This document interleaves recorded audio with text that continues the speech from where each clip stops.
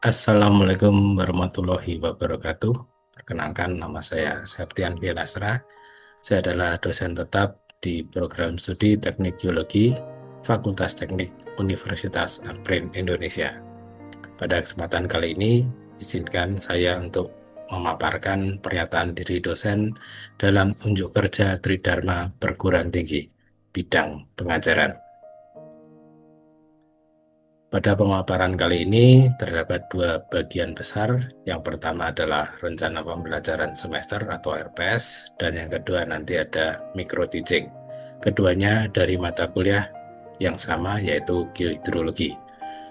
Untuk yang pertama, di RPS terdapat deskripsi singkat mata kuliah.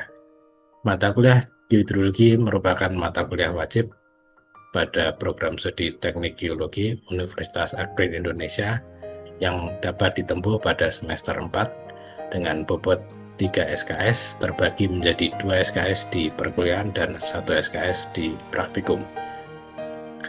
Pokok pembelajaran berupa pengkhususan ilmu hidrologi untuk memberikan bekal kepada mahasiswa yang berkaitan dengan fenomena air tanah pada suatu wilayah. Secara spesifik, mata kuliah ini membahas tentang kinetika, proses, dan dinamika air di bawah permukaan bumi, baik secara kuantitatif maupun kualitatif. Metode pembelajaran yang saya gunakan dalam perkuliahan yaitu ceramah dan diskusi interaktif antar mahasiswa di kelas, kemudian tugas-tugas terstruktur, baik secara individu maupun kelompok, kemudian ujian tengah semester, praktek di lapangan yang datanya nantinya untuk diolah di laboratorium, dan yang terakhir ujian akhir semester.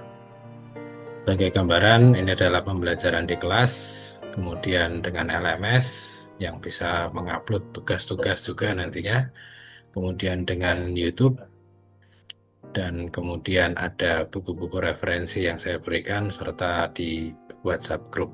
Untuk capaian pembelajaran lulusan atau CPL, ini terdapat 5 CPL. Yang pertama, menguasai konsep teoritis pengetahuan dasar geologi mencakup siklus batuan, tektonik, dan siklus hidrogeologi. Yang kedua, menguasai prinsip eksplorasi air tanah dan menghitung debit air tanah. Yang ketiga, menguasai pengetahuan faktual ekonomi dan pengelolaan sumber daya air. Untuk CPL keempat dan kelima ini adalah keterampilan, yaitu mampu merumuskan alternatif solusi berkelanjutan untuk menyelesaikan permasalahan sumber daya air dan memberikan masukan dari sudut pandang kebumian untuk rekayasa hidrologi dengan mempertimbangkan faktor ekonomi, keamanan, keselamatan, dan kelestarian lingkungan, serta mampu memilih sumber daya dan memanfaatkan perangkat perancangan dan analisis rekayasa hidrologi berbasis teknologi informasi dan komputasi.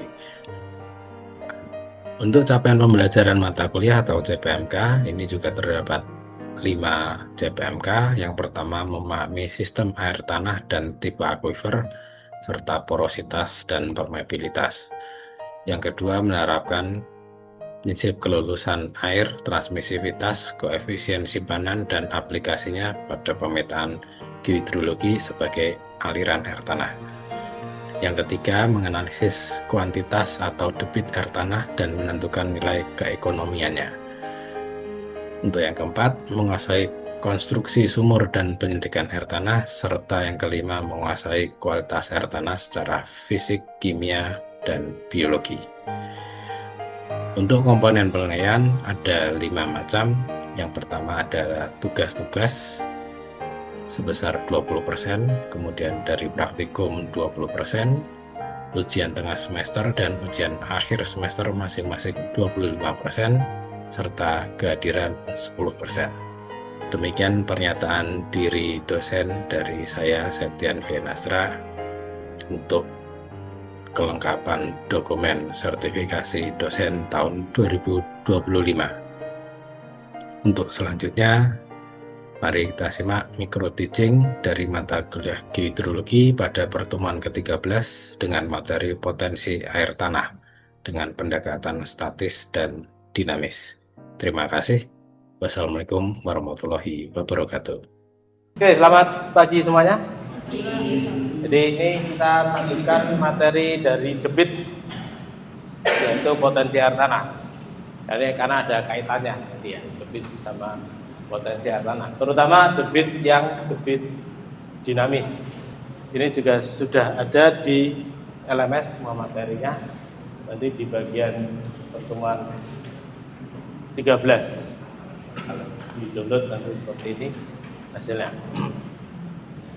Oke, kita masuk ke materi. Sebelum masuk langsung ke potensinya, kita ada beberapa parameter yang sering kita jumpai untuk pengukuran di awal-awal ya. Ada MAT, ada fluktuasi, specific yield, masih ingat? Porositas total atau efektif? Specific yield yang mana? Yang efektif atau yang total? Efektif. Tebal aquifer, transmisivitas, luas penambang, dan flow net. Ini kaitannya nanti untuk pengukuran pendekatan yang statis. Karena perhitungan potensi ada yang statis, ada yang dinamis. Yang statis itu, kalau statis diem, airnya yang dihitung hanya volumenya, yang dihitung hanya volumenya. Jadi dianggap tidak mengalir atau diam. Kayak kalian hitung volume kolam atau volume bak mandi, yang dihitung hanya itu aja. Hitungannya sih sederhana ya, kayak luas alas kali tinggi atau sisi kali luasnya gitu ya. Datanya bisa didapat dari berbagai macam. Kalau data total ada dari geolistrik, ada mengukur langsung, bisa juga data bor juga bisa. Nah kemudian ada luas penambang aquifer nanti dari flow net yang kemarin dibahas.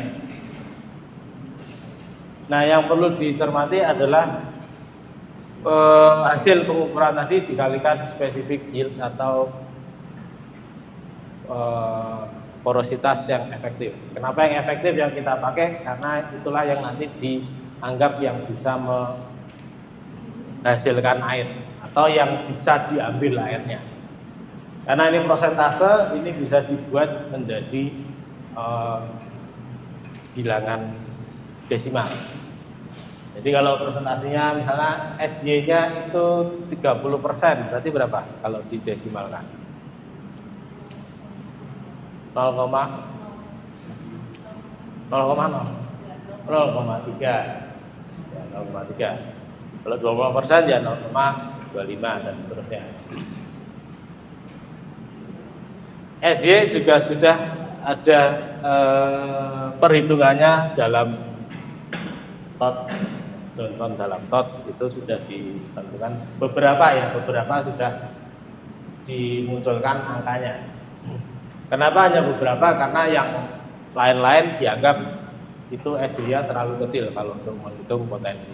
Jadi bisa saja tidak kita anggap itu sebagai air tanah yang berpotensi di tempat tersebut karena terlalu kecil, atau materialnya itu terlalu masif, terlalu lapisannya lebih ke sifat impermeable, jadi nggak bisa dianggap punya potensi. Terus kemudian kadang-kadang ada pemakaian fluktuasi untuk mengetahui hasil aman yang dipakai. Jadi yang dihitung benar-benar hanya yang ada airnya. Ada airnya. Fluktuasi itu kan naik turun ya. Namanya fluktuasi.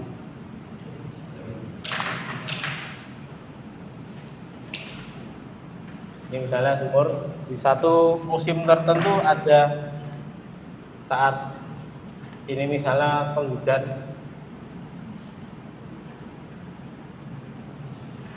ini kemarau.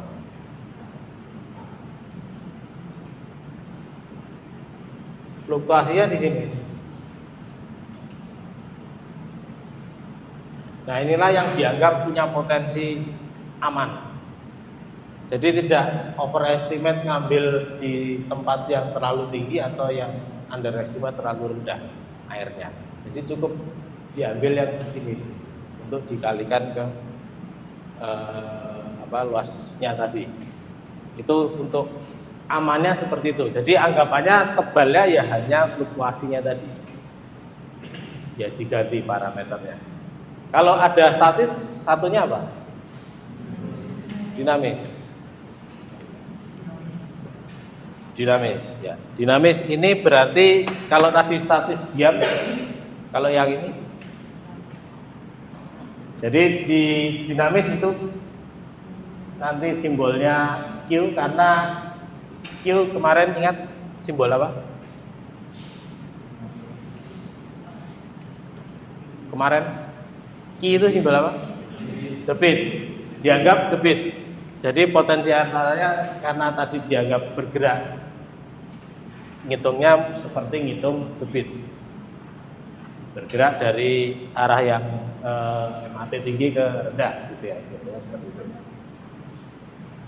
Nah, debit ada berbagai parameter yang bisa muncul atau bisa dihitung di sini ya. Debit. Contohnya ada transmisivitas, ada permeabilitas, ada ketebalan, ada gradien hidrolik dan macam. Debit dinamis satuannya apa?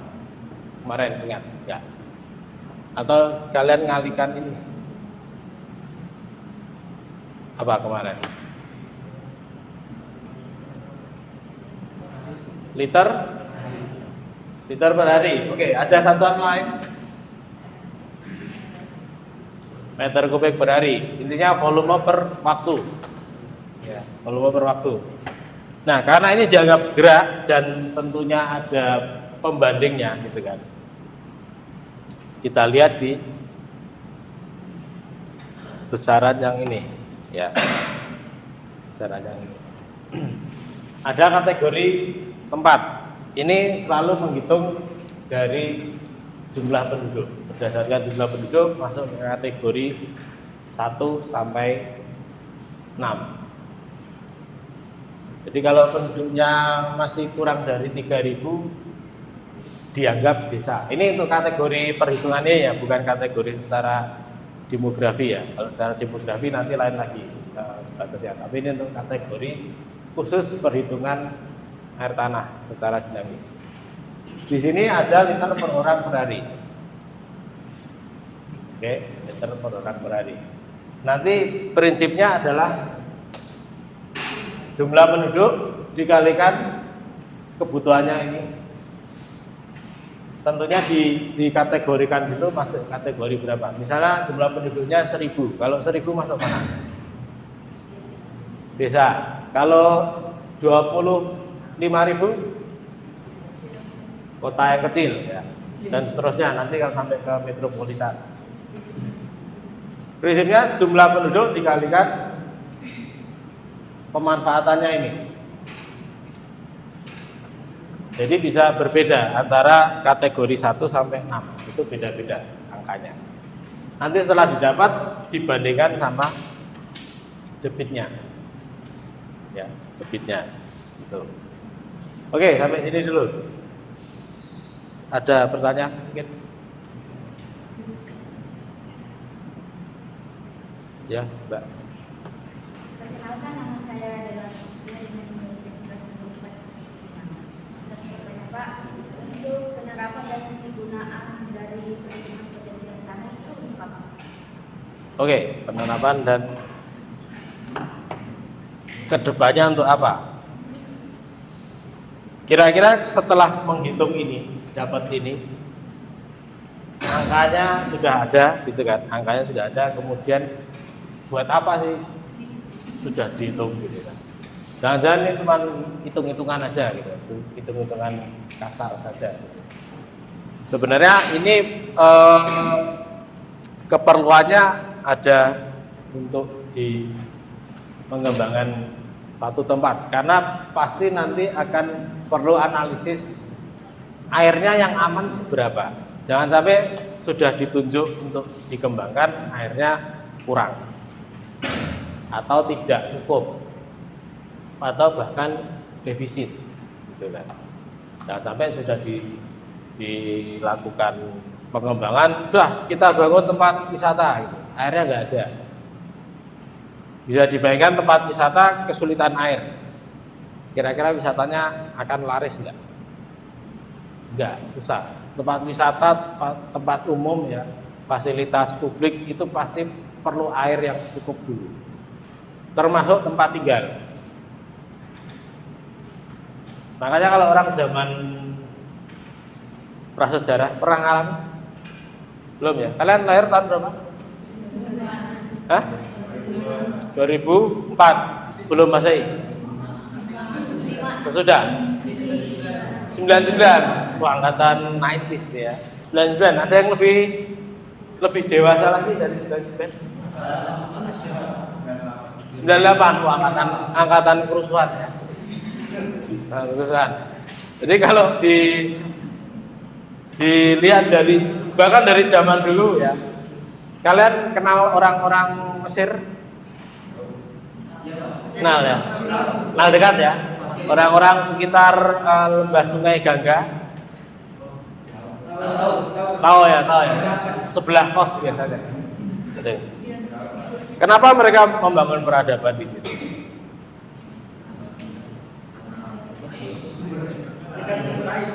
Dekat. Sumbernya Sudekat ya kan? Sumbernya Sudekat. Karena dulu belum ada teknologi untuk ngambil air ngebor langsung. Jadi carilah yang tempatnya yang airnya ada tersedia, jumlahnya melimpah, bisa diambil kapan saja, nggak kering waktu kemarau. Ya di situ. Itu ya Mbak Delaris. Ada lagi mungkin yang ditanyakan untuk ini potensi?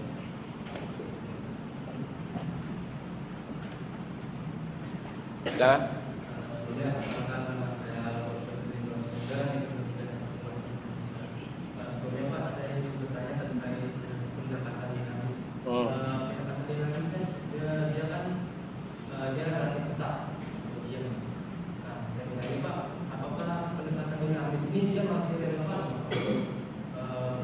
Dinamis atau statis? Statis. Statis, oke. Yang relatif kalau ya. Apakah itu menggunakan statis itu dia masih relatif masih digunakan nggak di daerah perkotaan? Karena kalau kita lihat di daerah perkotaan itu kan dia melakukan eksploitasi besar-besaran. Ya. Dan urbanisasinya itu sangat cepat di daerah perkotaan. Apakah itu dia masih relevan untuk penggunaan dari pendekatan statis? Oke. Terima kasih, Mas Abda. Jadi kalau yang statis ya. Kalau yang statis itu tidak relevan dipakai di tempat yang memang sudah berkembang. Apalagi terus dikembangkan wilayahnya ya. Misalnya barusan dibangun, nanti ada permukiman dulu, ada kantornya dulu, kemudian fasilitas publik itu muncul terus, itu nggak akan efektif dipakai. Dia hanya efektif dipakai ketika tempatnya itu kosong, nggak dipakai untuk apa-apa. Kita cuma tahu di situ ada air berapa yang diam. Tapi nanti ketika sudah berkembang nggak akan cocok, karena kebutuhan airnya akan terus diambil gitu kan, terus naik. Kebutuhan airnya nggak akan bisa kita tahan. Nggak mungkin penduduknya yang tadinya 100 jadi 1000 misalnya. Kebutuhan airnya sama kan nggak mungkin. Kalian mau saya paksa untuk udah minum sehari yang tadinya 8 gelas jadi cuma 2 gelas. Karena penduduknya nambah nih. Bisa nggak? Kalian mandi biasanya pakai gayung atau pakai shower. Misalnya kalau pakai gayung berapa kali gayung? Besok cuma sekali-sekali aja.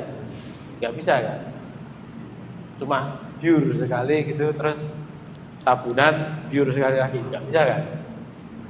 Kebutuhannya tetap nambah karena orangnya nambah, nggak bisa dicegah kalau itu. Makanya yang statis tadi hanya bisa dipakai untuk di tempat yang relatif tidak berubah, karena cuma pengen tahu airnya di situ ada berapa.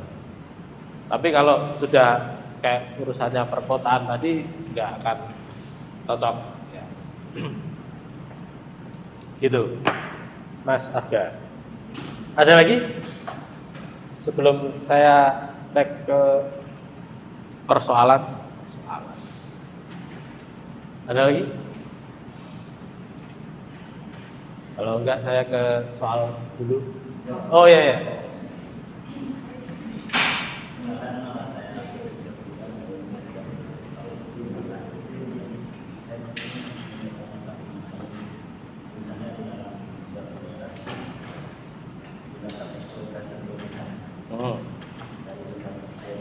Ya. Eksploitasi berlebihan. Oke, eksploitasi berlebihan. Ketika misalnya tadinya tidak direncanakan untuk misalnya eksploitasi yang lain, misalnya untuk tambang, untuk industri. Nah itu akan tentunya ada perbedaan di neraca ini. Itu pertama. Masalah nanti neracanya itu masih surplus atau defisit itu belakangan. Tapi yang jelas ada kerusakan lingkungan, terutama dari jumlah sumber daya airnya. Karena bisa jadi airnya kurang itu nanti bisa dilihat dibandingkan lagi kurangnya masih mencukupi apa enggak. Inputnya kan pasti berkurang karena sudah dieksploitasi besar-besaran. Yang kedua, kalau nanti airnya kurang akan defisit air. Defisit air artinya airnya yang tersedia lebih sedikit daripada yang tadinya dihitung mencukupi. Yang ketiga, misalnya terjadi di pesisir, nanti bisa ada kemungkinan intrusi air laut. Air asinnya masuk karena berat jenis air laut lebih besar daripada air tawar. Nanti itu lebih mudah masuk.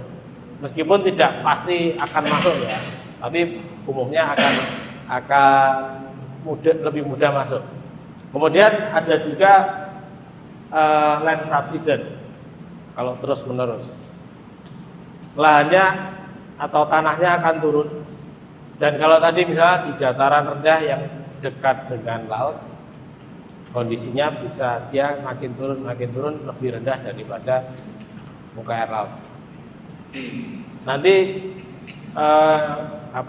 impactnya lagi selain tadi ada intrusi air laut, bisa juga airnya yang masuk sebagai air banjir pasang dari air laut itu tidak bisa kembali lagi juga mungkin terjadi. Jadi kawasan pesisirnya pasti akan rusak duluan, baru nanti merembet ke arah darat. Itu setidaknya yang terjadi kalau secara jumlah di eksploitasi besar-besaran. Dan kita akan susah mencari penggantinya nanti. Karena di pertemuan-pertemuan ilmiah biasanya air tanah kalau bisa dipakai yang terakhir kalau memang ada sumber yang lain. Selama masih ada sumber yang lain, disarankan pakai sumber yang lain. Terutama mungkin tempat-tempat yang susah dapat air tanah ya. Itu yang terjadi kalau dihabiskan. Terutama kalau bukan di daerah yang akifernya bagus, itu sangat cepat sekali untuk habis. Oke, ada lagi? Kalau enggak, saya ke contoh soal ya. Ini contoh soal kemarin pernah dibahas di tugas. Oke, mungkin ada yang siap-siap dengan kalkulator ya. Kalkulator ya. Diketahui data sebagai berikut: jumlah penduduk 1.500. 1.500 tadi maksudnya apa? Desa ya, berarti 60 ya. 1.500 ya, 1.500 kita tulis dulu. Kemudian ada nilai SY 15. Ada tebal, saya pakai D aja. 42.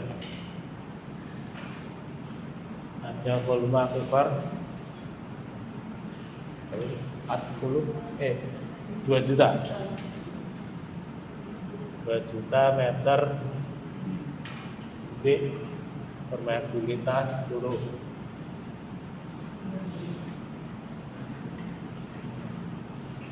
Yang penambangnya 750. Ini soal ada jebakannya. Jadi tidak semuanya dipakai. Ya. Karena yang diminta adalah kebutuhan dan ketersediaan secara dinamis, berarti kan ngitungnya ngitung debit. Betul ya, ngitung debit. Debit yang bisa dihitung di sini apa? K B I L. Ya, K B I L. Jadi yang ini hanya pengecoh saja. Pakai warna LED. Hati-hati ketika ada soal yang mode itu, ini D aja berarti biar sama ya.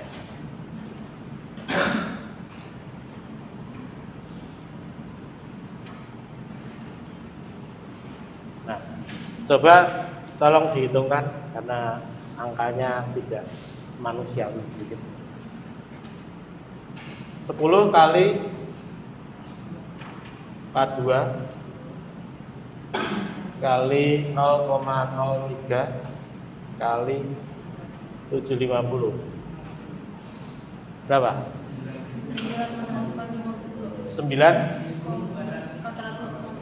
450. Ini satuannya apa? Meter kubik per hari. Kalau dijadikan liter per hari, meter kubik turun ke desimeter kubik, dikali berapa? Kali 1000 liter per hari. Jumlah penduduknya berapa? 1.500 kali 60, 90.000. Satunya itu liter orang per hari. Berarti liter per hari. Masih aman nggak? Masih. Karena yang dihitung baru kebutuhan domestik. Baru untuk kalian cuci, mandi, minum itu ya, dan sebagainya. Itu belum dihitung untuk irigasi, untuk industri, untuk fasilitas publik. Ya, jadi masih lebih besar debitnya, masih aman. Karena mungkin selain tadi masih di desa, terus kemudian penduduknya juga nggak terlalu banyak dan kebutuhan yang lain-lain pun masih aman. Oke, sebelum saya akhiri ada pertanyaan? Iya tadi ya, sampai ini ya. Ada lagi? Terakhir? Cukup? Cukup? Oke, kalau cukup saya ucapkan terima kasih. Saya tutup bulannya. Selamat pagi semuanya.